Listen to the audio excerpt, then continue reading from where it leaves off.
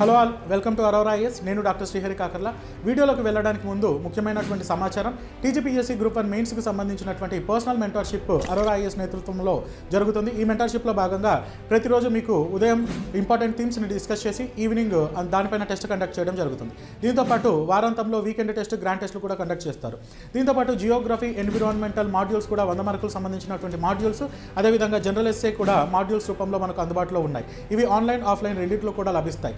ఇచ్చినటువంటి డిస్క్రిప్షన్ ద్వారా ఆన్లైన్లో కోర్సులు మీరు జాయిన్ అవ్వచ్చు. లేకపోతే 9346265766 ఈ నెంబర్కి ఫోన్ చేయడం ద్వారా సమాచారాన్ని తెలుసుకోవచ్చు. Wish you all the best. Cottage industry మనకు సిలబస్లో handloom industry or cottage industry అని డైరెక్ట్గా మెన్షన్ చేయకుండా ఈ హస్తకళా పరిశ్రమలు అని చెప్పి హ్యాండ్లూమ్ ఇండస్ట్రీ అన్నట్లుగా దీన్ని మెన్షన్ చేశారు. దీన్ని ఓవరాల్గా మనం ఒక బ్రాడ్ కేటగిరీలోకి తీసుకురావాల్సి వస్తే కాటేజ్ ఇండస్ట్రీస్ అనే కేటగిరీలోకి తీసుకురావచ్చు. We can bring this area into cottage industry. అంటే కుటీర పరిశ్రమలు ఆర్ కాటేజ్ అన్న ఈ మీనింగ్ ఏంటంటే, ఇండస్ట్రియల్ రెవల్యూషన్, పారిశ్రామిక విప్లవం జరుగుతున్నటువంటి 1750s to 1850s కాలంలో యూరోపియన్ దేశాల్లో కొత్తగా ఏర్పడుతున్నటువంటి ఈ పరిశ్రమల్లో ఖర్చు తగ్గించుకోవడం కోసం ముడి పదార్థాలను దగ్గరలో ఉన్నటువంటి గ్రామాలలోకి తీసుకెళ్ళి ఆ గ్రామాల్లో ఉన్నటువంటి ఇళ్లలో ఇస్తూ ఉండేవాళ్ళు. ఆ ఇళ్లలో ఉండే మహిళలందరూ కూడా ఒక చిన్న గ్రూప్గా జాయిన్ అయ్యి వాళ్ళ ఇంటి పెరటిలో కూర్చొని, అంటే దీన్ని out side of the house అని, లేకపోతే కోర్టు యార్డ్ అని చెప్పి పిలుస్తూ ఉంటాం. అంటే వరండాలో కూర్చొని చేసే పనులు. అంటే దీనికి పెద్దగా నైపుణ్యం ఏం అక్కర్లేదు. చిన్న లోకల్ స్కిల్ని బేస్ చేసుకొని లోకల్ ఎంప్లాయబిలిటీ, అంటే లోకల్ కార్మికులు ఇన్వాల్వ్ అయ్యి చేసే చిన్న చిన్న ఉత్పత్తులు ఈ యొక్క కుటీర పరిశ్రమ అని అంటారు. అలా ఇన్వాల్వ్ అయ్యి చేస్తూ ఉండే ఆ మార్కెట్నే, ఆ యొక్క ఇండస్ట్రీని కుటీర పరిశ్రమ అని అంటారు. భారతదేశంలో కుటీర పరిశ్రమ, కాటేజ్ ఇండస్ట్రీ అన్నది చాలా ముఖ్యమైనటువంటి ఇండస్ట్రీ. కాటేజ్ ఇండస్ట్రీకి ఉన్నటువంటి ఈ ప్రాముఖ్యత, ఇది ఎదుర్కొంటున్నటువంటి సవాళ్ళు కూడా ఏంటో మనం చూద్దాం. ఒకసారి కాటేజ్ ఇండస్ట్రీకి సంబంధించినటువంటి ఆస్పెక్ట్ని చూస్తే, cottage industries are small and informal industries established in cottages or dwelling places. నివాస స్థలాలలో లేదా నివాస సముదాయాలలో తయారు చేసే లేదా నడిచే పరిశ్రమనే కాటేజ్ ఇండస్ట్రీస్ అని అంటాం. కుటీరాలలో, ఇంటి స్థలాలలో, ఆవాస స్థలాలలో ఉత్పత్తి అవుతున్నటువంటి, లేకపోతే ఉత్పత్తి చేస్తున్నటువంటి ఆ పరిశ్రమనే కుటీర పరిశ్రమ అని అంటాం. These are small scale units. ఇవి చాలా చిన్నపాటి యూనిట్స్ అన్నమాట. పెద్దగా ఇవి ఎక్కువ large voluminous products, large value కలిగినటువంటి ప్రోడక్ట్స్ ఏమి పెద్దగా తయారు చేయరు. సాధారణంగా ఫ్యామిలీ మెంబర్స్, ఒక ఇంట్లో ఉన్నటువంటి సభ్యులు, లేకపోతే పక్కపక్కగా ఉన్నటువంటి గ్రామాల్లో దగ్గరగా ఉన్నటువంటి ఆ కుటుంబాలు, పక్కింటి వాళ్ళు, ఎదురింటి వాళ్ళు ఇలా కూర్చొని చేసే ఇండస్ట్రీ అన్నమాట. సో ఇండియాలో ఈ కాటేజ్ ఇండస్ట్రీ అనేది రియల్గా బ్యాక్ బోన్. ఇది భారతదేశ ఆర్థిక వ్యవస్థకు వెన్నుముక లాంటిదని చెప్పడంలో ఎటువంటి ఆశ్చర్యం లేదు. ఎందుకంటే మన దగ్గర అన్స్కిల్డ్ లేబర్ ఎక్కువ, నైపుణ్యం లేనటువంటి కార్మిక వర్గం చాలా ఎక్కువ. ఈ నైపుణ్యత లేనటువంటి ఈ కార్మిక వర్గం ఉన్నటువంటి భారతదేశంలో వీరు ఎక్కువగా కుటీర పరిశ్రమల్లో ఇన్వాల్వ్ అయి ఉన్నారు కనుక వారి యొక్క ఆదాయము, వారి యొక్క కనీసం చేతి ఖర్చులకు ఎక్స్పెండిచర్ చేయడం కోసం మినిమం అమౌంట్ ఆఫ్ ఎర్నింగ్స్ అన్నది వాళ్ళు చేస్తూ ఉండడం వలన గ్రామాలలో ఆర్థిక వ్యవస్థ అన్నది ఇంకా ప్రాపర్గా, అంటే ఒక ప్రోగ్రెసివ్ వేగా కొనసాగడం కోసం ఈ కాటేజ్ ఇండస్ట్రీ అన్నది ఎంతగానో తోడ్పడుతోంది. భారతదేశంలో కాటేజ్ ఇండస్ట్రీని ప్రోత్సహించే సంస్థ కేవీఐసి అని అంటారు. KVIC khadi and village industries commission.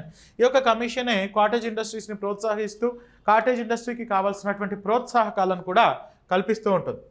So cottage industries rely on local labour, స్థానికంగా దొరికే కార్మిక వర్గం పైన ఆధారపడుతూ due to small investment, moreover చిన్న మొత్తాల్లో పెట్టుబడులు పెట్టుకుంటూ ఆ బిజినెస్ని రన్ చేస్తుంటారు. They are usually unorganised. ఇవి పెద్దగా 10 మంది 20 మంది ఎంప్లాయీస్ ఏముండరు. అన్ఆర్గనైజ్డ్, అసంఘటిత రంగంగా ఉంటుంది. 3 4 ఈవెన్ మ్యాక్సిమం 10 మంది లోపల అందరూ కలిసి ఇటువంటి ఇండస్ట్రీస్ని కుటుంబాలు కలిసి వాళ్ళ గృహాల్లోనూ, వాళ్ళ గృహ సముదాయాల్లోనూ వీటిని నడుపుతూ ఉంటారు. సో ఇండియాలో ఉన్నటువంటి some of the examples of the cottage industry, భారతదేశంలో ఉన్న కుటీర పరిశ్రమలు, కొన్ని కుటీర పరిశ్రమలు కనుక తీసుకుంటే కామన్గా ఉన్నటువంటి కుటీర పరిశ్రమ వీవింగ్ అంటే చేనేత ఇది కామన్ కుటీర పరిశ్రమ. సో బట్టల విషయము, చీరల విషయంలో కానీ, కార్పెట్స్ విషయంలో కానీ ఇటువంటి చేనేత వస్త్రాలు తయారు చేయడం అన్నది ఇంపార్టెంట్ కాటేజ్ ఇండస్ట్రీగా మనం పిలవచ్చు. సిల్వర్ వేర్, సో ఈ యొక్క వెండి పాత్రలు, వెండి ఆభరణాలను తయారు చేస్తూ ఉండడం సిల్వర్ వేర్. అండ్ పాటరీ, కుండల తయారీ. మనకు ఈ ఫేమస్ ఈ ప్రాంతాలు కూడా కనుక చూస్తే వీవింగ్, ఎందుకు మన తెలంగాణలోనే వీవింగ్ ఇండస్ట్రీ అనేది బాగా చూడొచ్చు. పోచంపల్లి ఇక్కత్, గద్వాల్ శారీస్, గద్వాల్ చీరలు.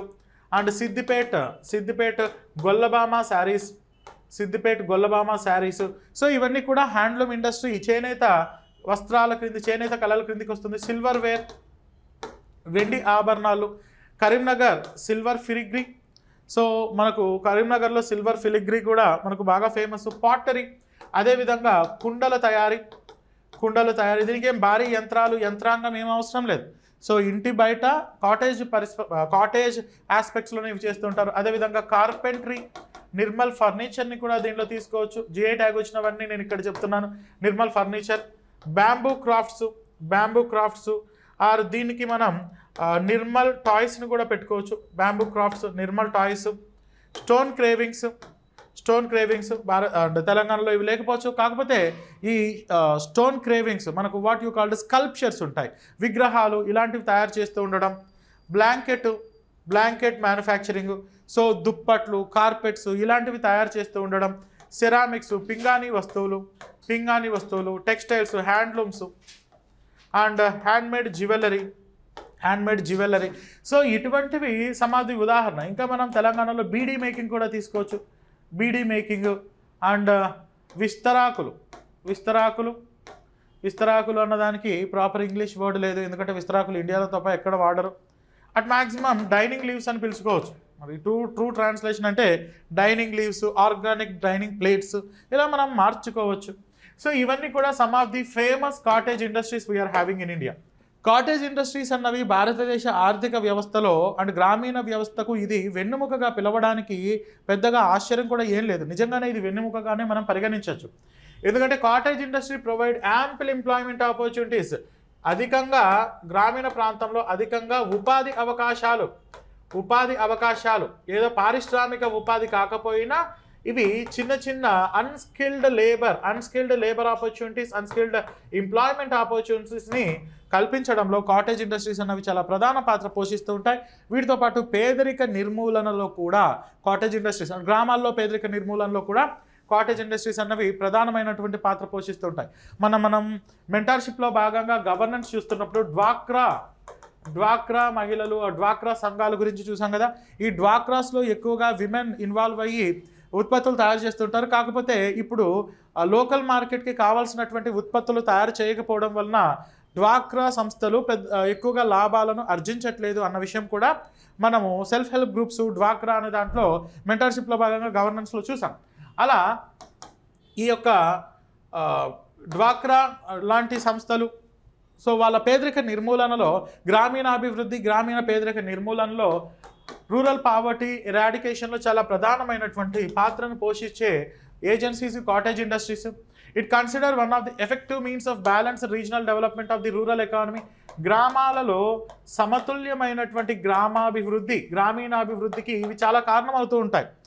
సో పట్టణాలు బాగా అభివృద్ధి అవుతూ ఉంటే గ్రామాలు వెనకబడిపోతూ ఉండకుండా గ్రామాలు కూడా ఈ యొక్క అభివృద్ధిలో, ఆర్థిక అభివృద్ధిలో పాలు పంచుకోవడంలో ఈ యొక్క కాటేజ్ ఇండస్ట్రీస్, కుటీర పరిశ్రమలు అన్నవి చాలా ప్రముఖమైనటువంటి పాత్ర పోషిస్తున్నాయి. More over women's self reliance, so మహిళా సాధికారత అండ్ మహిళా స్వావలంబన అన్నది జరుగుతుంది. నార్మల్గా మెన్ అగ్రికల్చర్లో ఇన్వాల్వ్ అయి ఉంటే విమెన్ ఇటువంటి కుటీర పరిశ్రమలలోనూ, డైరీ సెక్టార్లోనూ, ఇటువంటి స్మాల్ ఇండస్ట్రీస్లో ఇన్వాల్వ్ అయి ఉండడం వలన ఎకనామికల్గా కూడా ఆ యొక్క హౌస్ హోల్డ్కి, ఆ గృహ సముదాయానికి ఆర్థికంగా కూడా వెసులుబాటు కల్పించడంతో పాటు మహిళా సాధికారత కూడా జరుగుతుంది.